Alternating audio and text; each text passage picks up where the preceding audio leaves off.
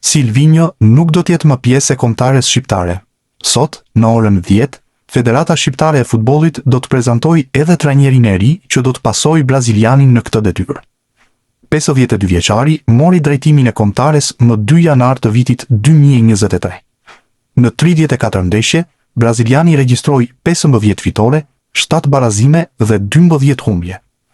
Arritja e tij më e madhe në këtë eksperiencë me kuqezinjt ishte kualifikimi në Europianin e vitit 2024, ndërsa ishte shumë pranë një tjetër objektivi madhor, si Kupa e Botës, po skuadra e tij u ndal nga Polonia në gjysmëfinalet e play-offit.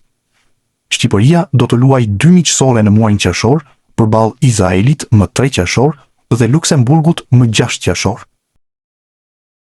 Kombëtarja shqiptare në drejtimin e trajnerit Silvinho ka pasur ulje ngritjet e saj. Megjithatë, në një analizë të përgjithshme, vjet re një cikël i suksesshëm, duke qenë se për herë të dytë kuqezinjt shkuan në Europian dhe për pak do të provonte të shkonte edhe në botror. Kombëtarja shqiptare po përjeton një periudhë stabiliteti dhe rritjeje, duke rritur pritshmëritë për të ardhmen. Në qendër të këtij momenti, padyshim është trajneri Silvinho, i cili ka arritur të ndërtojë një skuadër konkurruese dhe të organizuar. Megjithatë, shpeshherë ka pasur kritika dhe ende nuk është e qartë nëse ky sukses është vetëm merite e trajnerit Silvinho apo thjesht braziliani ka ardhur te Shqipëria në kohën e duhur dhe ka një skuadër të mirë. Kur Silvinho mori drejtimin e kombëtares, Shqipëria ishte një skuadër që shpesh vuante nga oscilacionet dhe nuk kishte rezultate të mira. Ndryshimi i parë i dukshëm që ai solli ishte vendosja e rregullit dhe disiplinës taktike. Sot, Shqipëria është një ekip që di të mbrohet dhe të dalë shpejt, duke u kthyer në një ekip që ka një identitet në lojë. Linjat janë më të afërta, lëvizjet më të koordinuara dhe skuadra duket më e qartë në çdo fazë të lojës. Kjo nuk është rastësi, por produkti një pune të vazhdueshme në stërvitje dhe një filozofie të qartë. Një element tjetër kyç është menaxhimi i grupit. Silvinho ka arritur të krijojë një ambient ku nuk ka vend për emra të paprekshëm, pavarësisht se shpeshherë ka pasur polemika, dhe kjo mund të shihet nga lojtarët që kanë marrë pjesë në kompeticione të ndryshme, nga Europiani te Liga e Kombeve apo botrori. Në kualifikueset e fundit të botrorit, vetëm Letonia na shënoi një gol dhe Anglia që fitoi 2 ndeshjet e saj, teksa asnjë nga skuadrat e tjera nuk ditën të gjenin rrugën e rjetës. Nëse roli i trajnerit është i rëndësishëm, po aq vendimtar është edhe grupi i lojtarëve që ai ka në dispozicion.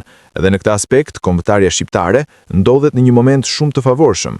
Në mbrojtje, Berat Gjimshiti është kthyer në një lider të padiskutueshëm te Atalanta, një skuadër që konkuron në nivele të larta në Itali dhe Europë.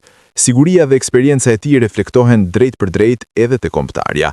Në krahun e djathtë, eksperienca e El Seid Hysajt e Lazios sjell stabilitet dhe qetësi në fazën mbrojtëse, por edhe mbështetje në sulm, pavarësisht se te Lazio nuk ka minuta. Mesfusha ka fituar cilësi me element si Cristian Aslani, pjesë e Interit por i huazuar te Beshiktashi, por edhe për lojtarë si Ramadani nga Lecce apo Shehu e Laçi, që janë lider me klubet e tyre.